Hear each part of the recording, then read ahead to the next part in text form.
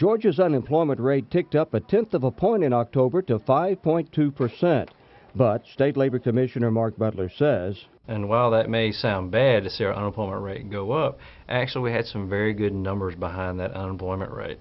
For example, for the second straight month, Georgia set a new record high for having the largest labor force growth in the past quarter of a century. In October, the labor force grew by nearly 28,000. That labor force growth, while being good news, means that there are more new people looking for work.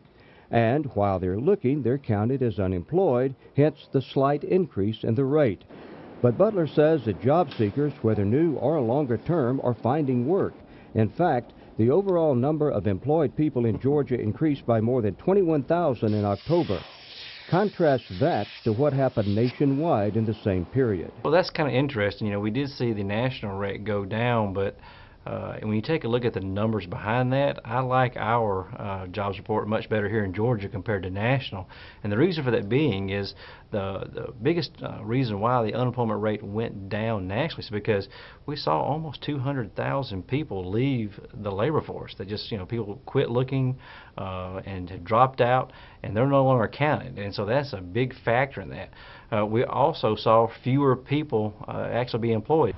In addition to growth in the labor force and more people working, Georgia's employers also continued to create new jobs, 6,700 in October alone.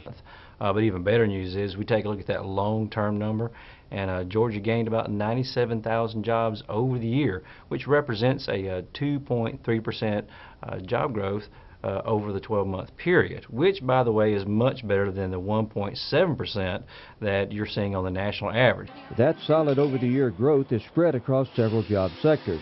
And the only real negative in the October report is that the number of new layoffs increased, but that's mostly from temporary layoffs in manufacturing.